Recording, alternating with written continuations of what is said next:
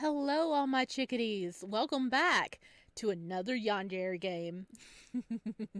Yeah, the Yandere game jam is going on right now, and I am just eating up all these entries. They are amazing this time. This one is called Dead Meat Demo. So if it's a demo, we'll probably get more in the future if it goes well. And as always, I really don't know anything about this except it's in the Yandere Jam. So let's dive on in and check it out. Oh, I love the artwork so far. It looks amazing. Hey, have you heard of a red room? It's the place in the deepest corner of the internet where sick fucks get their rocks off to the torture of others. It's considered taboo, an urban legend at most. Only it isn't. You just want to believe that it is. It would break your sheltered little mind. If you have the time, you should search for it. Cleanse your palate a little. I'll be waiting. Yours faithfully, Dead Meat. Ring, ring, ring, ring. Hello? Sorry. Oh, that's so cute! Oh, look at the plushies. I want it. Guys, I want the red panda plushie right there. I do. It's so cute. I want to squeeze it. Click. Ugh. I pick up my phone lying beside me blindly, barely opening an eye to hit answer to see who is responsible for disturbing my sleep. The sleep I could have had. This had better been good. Oh, it's our boss. Uh-oh. Hello? We need you today. I expect you here by 7. Click. I feel like crying. I work as a bartender most nights, but lately I had to pick up more shifts due to my coworker dropping off the face of the earth, which also means my boss has been on my ass constantly. I hadn't been back home for 4 hours before I got that phone call to come back to work on my only day off. Oh no. Oh no, we've been off work for 4 hours and they're calling us back in? What the hell? Dude! No! No! Oh no! Ugh. Starting my day with a mournful whine, I crawl out of bed and trudge to the kitchen of my apartment. I wipe my hand over my face as I enter, greeted by the sounds of aggressive keyboard smashing and the speaker's softly humming music. Persephone? You awake already? Oh, hey. Hey, you look cool, Persephone. Persephone, my roommate, is the biggest horror fanatic I know. Mythology, conspiracy theories, true crime, she's got you covered tenfold. In just 5 minutes on her laptop, and she's ready to freak you out. Though she has a bad habit of losing sleep over her shenanigans. I decided the breakfast is on me, not favoring a burnt kitchen. Either of us try cooking something in our current states. I speak as I order for delivery on my phone. What's going on with you today? Not sleeping today? Oh, this is us. What's going on with you today? Not sleeping again? How did you guess? I point to my own set of eye bags as a hint. She barks out a laugh. Come see for yourself. I think you're going to like this one. She gestures me over with a wave of her hand, and I'm inclined to sit beside her at the kitchen's island. The screen of Persephone's laptop displayed multiple tabs of uproar and support, discuss, and forums. A digital riot over this new hit called Dead Meat? Persephone's hum in response was devious. It blew up overnight, but apparently it's been going on for a while. The dark web actually got a live streamer again after all the other red rooms got shut down. This dude's fucking insane. Did they kidnap somebody and pop him in this? Oh no. People are saying he actually goes live to eat people, or eats them alive, or, eats them while they're rotting. Creepy, right? Yeah? Very. Maybe I shouldn't have ordered breakfast after all. Some internet hermits are calling bullshit on it. But can you really make something like that up? I wasn't going to base my opinions off other people, so I. You didn't. I did. I give a look. It was just a few installs, a few clicks here and there for a VPN, and a hunt for a virtual machine, and a few clicks later. I stare harder. Persephone begins to sweat. I promise I didn't sell my soul. Just one night. It wasn't like it was hard to find. It was almost like he wanted me to find it. Oh no. What did you do? No matter how much I would want to stay mad, I can't when it comes to Persephone. Instead, I sigh and offer a tired smile. Just, please don't get us murdered. Or maybe do. I got called in for another shift today. Again? For fuck's sake, do they ever leave you the fuck alone? Apparently not. Persephone grumbled under her breath, sinking into her seat. It's not too late to quit, you know. Just tell your deadbeat boss to find someone else, and maybe we can spend the night together? I knew it was meant to be lighthearted, something to cheer me up, but I noticed there was some honesty to it. Hee, our first choice. I don't know if there's multiple endings in this one or not, because it didn't say. So, we're gonna find out together. Sure, let's do it. Sorry, I can't. Persephone tries not to frown at my answer, but I feel as though I hurt her feelings. I clear my throat when silence envelops us. I already made plans with Kota, and it's a pitiable excuse, but Persephone saves me the story with a disappointed smile. Don't worry about it. Just text me when you're on your way home. I want to say something, even to just apologize, but Persephone already directed her attention to her laptop. I decided to get dressed and head out before I created any more hurt. Well, we did get called into our job, you know, and maybe we do need it. The money, financially. We didn't get breakfast! We ordered it and we didn't get breakfast. Most buses were cut today due to roads closing down for construction, so I had to wait a while before I could reach town. I knew Kota was working today, so it wouldn't hurt to visit him. Right? Ooh, hot drinks. This coffee is good, quote by old man. This is a cafe by a tourist. We have coffee. Drink. The cafe isn't far, and by the time the bell jingles as the door opens, Kota is swinging his head around to greet the next customer. Hello, Kota. You look like the man on the opening screen a little bit, just lacking some scars. You okay, buddy? I do like the bi-colored hair. That's nice. Oh, hey, what's up? Kota has been my friend since we were kids. He's seen the worst of me and vice versa. Things that have been a bit surreal when he took the plunge and asked me out, but hey, I just wanted to see you. So are we dating? They said we're friends. It said it got surreal when he asked us out, but he did say friend. We did say friend, so we've been doing all right. I have to go to work soon, so I thought I'd drop in and get some emotional support. The shifts have been all over the place. Kota frowns and leans against the counter. I already knew he didn't like it when I took a late shift. I don't think that's a good idea. Not when your coworker is still missing. I mean, you barely had a day off. Our coworker's missing too? Couldn't you just call in sick this one time? The thought had crossed my mind at least 1,000 times today, but I need this job. Kota knows this by the look on my face and sighs. At the very least, let me pick you up after work. I could order takeout. We could just hang out.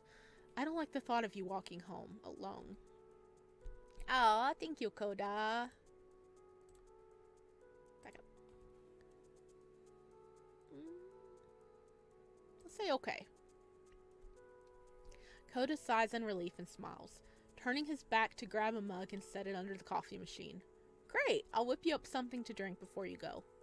Before I can tell him he doesn't have to worry about that, he instructs me to sit down and that the coffee will be ready soon. For the rest of the afternoon, we talk and plan for later tonight. And I leave the cafe happier than when I walked in. Good. Our friend's doing the right thing by helping us feel happier. The bar is quiet and my shift flies in for the most part. With the disappearance of an employee, I was expecting my workload to double, but even my boss seems tired. I text Kota to meet up with me before my shift ends. Hopefully he hasn't forgotten. I walk out the back entrance alley and wait for Kota, trying to squish myself against a wall for shelter against the rain. Fuck. It was starting to pick up. Where was he? I let 15 minutes pass before I fished my phone out of my pocket and called Kota. He was never this late. Did he really forget? Ring, ring. I recognize that ringtone. Oh no. I worked farther into the alley, the sound of the ringing growing louder. Kota? I'm over here, doofus. Why were you... My voice died as I saw a silhouette when I rounded the corner, along with a squelching noise. Did Kota die? What? The ringtone sings next to the silhouette. Okay, or maybe Kota's doing the murdering. I end the call and turn on my flash to comprehend what I'm looking at. I dropped my phone when I realized what it was. I did find Kota here. Oh no! I was wrong! I was so wrong! That's Kota in the back! They both have black and white hair, but I was wrong! No! Kota's dead! Strewn along the concrete ground like roadkill while someone tore his flesh with their teeth and chewed. Oh, dude, he's missing an eye, too. Oh, my God. His blood diluted with the rain and sank into the nearby gutter. Crunch, slurp, gulp. The creature that turned to me picked up my phone and stood up, walking towards me with the flash only giving hints to his face. I could have sworn he only had one eye.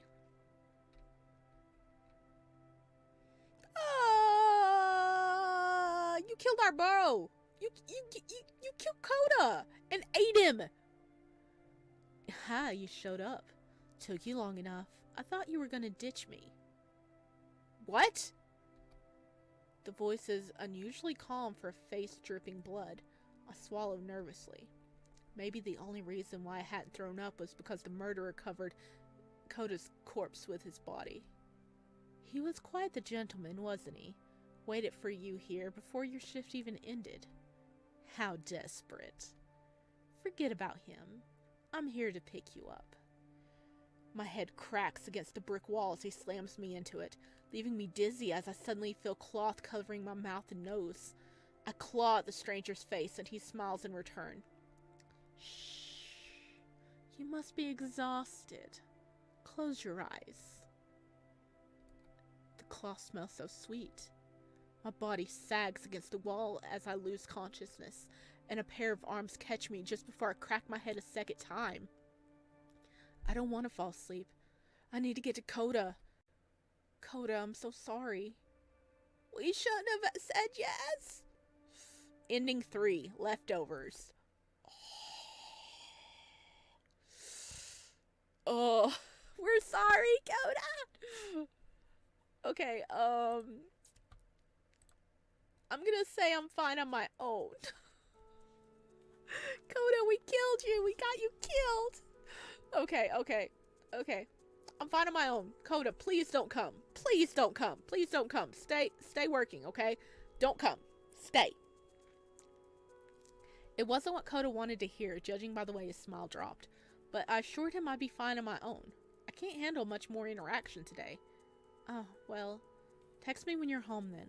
I won't sleep tonight if you don't. I thank him for understanding before I leave the cafe. I have some time to kill before my shift. I suppose I could window shop. Or maybe I should start my shift early. I text my boss, letting him know as I make my way to work. I could use the money. The bar is quiet and my shift flies in for the most part. With the disappearance, okay. Damn, it's raining pretty bad. I wrap my jacket closer to myself as I walk out into the rain. The alleys are shady, but they're the fastest way home and away from the other bars filled with drunkards. I turn the corner and scream as something drops down and tackles me to the ground. Oh, I'm frantic, kicking and screaming as I try to get this body off me, but they're adamant about keeping me down. They wait until I'm exhausted and crying to pull out their phone, and my eyes squint at the flash that renders me blind to their face. Hello! That is pretty art, though. That is pretty art. Look at that. But, dude, you're gonna eat us, aren't you? I don't taste good, okay? I'm too salty. You really made this far too easy on me. Did you want me to catch you? Was it that? The flash of the phone is shoved closer to my face with each question, and I can only whimper in reply. Not that I could properly answer anyway. He's crushing my ribs. I don't know if you're proud or just fucking stupid. You really thought you could go out at night by yourself? I gotta say, I've had my eye on you for a while. I just thought you were playing hard to get. It's alright, though. You might be naive, but you got a face for the camera. Let's just see how much you can handle before you crack. He's recording? I'm enraged, my fist connecting with his face as I scream. I move to hit him again, but he grabs my face and hauls it forward with a stunned chuckle. Holy shit, you're crazy. Keep that up. We're gonna need to see more of that. The figure lifts my face just an inch higher before he drives it into the ground. I pass out on impact, barely able to hear the sickening thud. Smile for the camera, sweetheart. Ending 4. Dead meat. 4? 4? Oh dear. Okay, we got at least 2 more endings to find. Okay, let's go back to Persephone. Persephone. Okay, we're gonna stay with you. I'm sorry. Sure, let's do it. We died. Oh no. Okay, I think we got kidnapped the first time, and then we died the second time. We just don't need to go in that alley, so we're staying here with you, Persephone. How's that? Persephone lights up at my agreement, almost ready to skyrocket out of her seat. It's cute. You call work and let them know I won't be coming in. I can grab snacks if you pick out a movie. Persephone is out of her seat before I can finish my sentence, bouncing from foot to foot. Okay. Go now before it gets any later. I'll see you in a bit. Persephone crushes me to a tight hug before I rush to my room and get ready, only pulling away to smile as she spoke softly. Thank you. You have no idea how much I miss this. I grin and squeeze her back before heading into my room to get changed.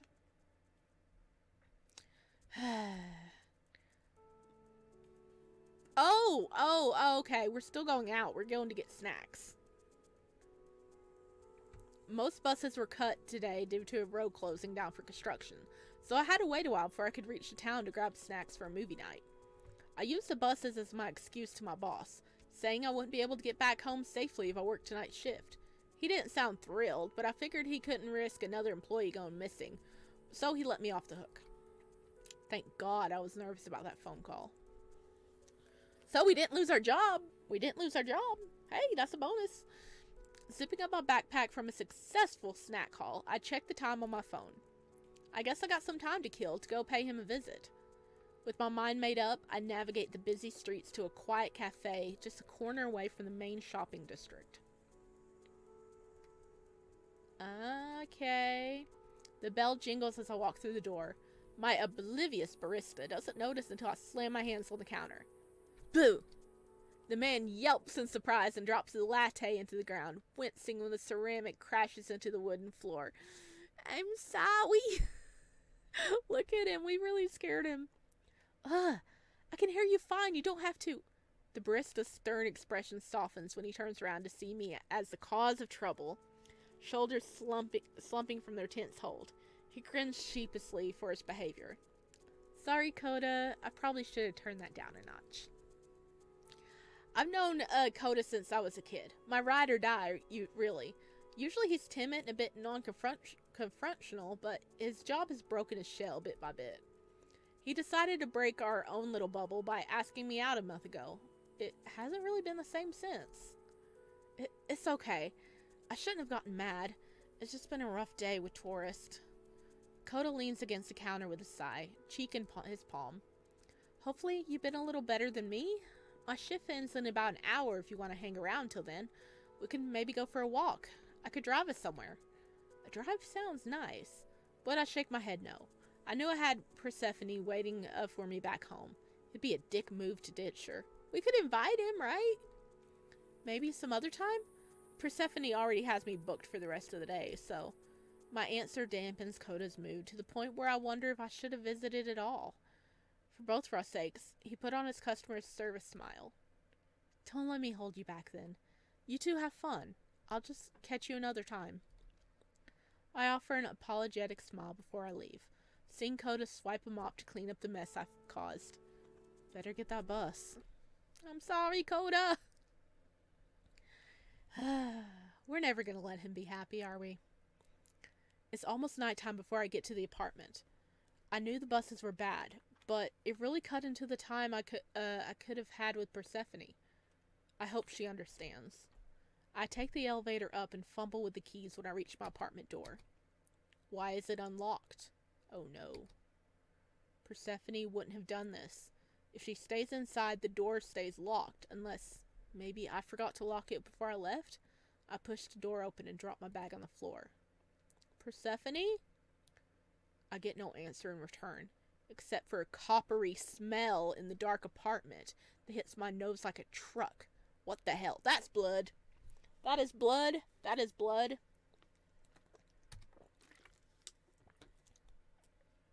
Persephone? This isn't funny. Answer me. Oh, that looks like blood right there. I notice a flickering light stuttering in the kitchen. Along with the bloody smells, I step closer. I stop in my tracks and hold my breath. Crunch. Slurp. Gulp. He's here! With bated breath, I walk into the kitchen, finally seeing for myself the cause of those grotesque sounds. Holy crap! Dude! And I find my best friend crippled on our kitchen island, the same one we set out together just this morning, lifeless and almost gutless. Her eyes are glossed over, her blood drips from the tile. Persephone. I don't even scream. I shake violently before throwing up into the floor, retching what little I had to eat as hot tears stream down my cheeks. It's only when I have nothing left to retch out of my system that I notice the figure looming over where Persephone lay. Grabbing a handful of indistinguishable mush that used to be my friend, before taking a chunk off of it with his teeth and chewing. He had the audacity to chuckle between mouthfuls, licking his fingers clean of the bloody mess he made. Dude, that was our friend! And also, you need to cook things before you eat it. You know how much germs we have. So nice of you to drop by. This was meant to be a dinner for two, but you just took so long. I hope you can forgive me. His words felt like static in my ears. I don't want to hear what he has to say. I want my best friend back. No answer? That's a little rude. I mean, I did come all this way. Don't I deserve a hello at least? Seemingly bored of his meal, the man stands with a sigh and brushes the corpse into the floor with a crunching thud. Hey! I don't dare to look up until the footsteps creep closer and suddenly there's a hand in my hair, yanking my head back, forcing me to look at him. I wince. This man smells like death. Come on, I thought you were fun. You don't have to be shy with me. I came for you after all. I just had to get rid of any possibility of us getting discovered. The walls have ears and all that. Okay.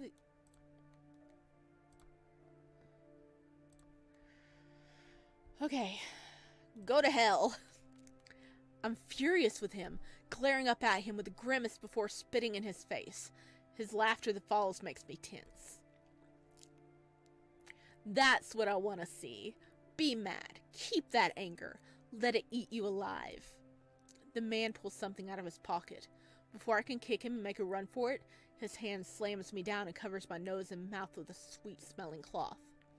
I fight, I writhe, I scream and flail, but my muscles relax and I'm rendered useless as sleep overcomes me. Just before I pass out, I thought I heard a laugh. Sweet dreams. We got big things ahead of us. Ending 2. Dinner for 2.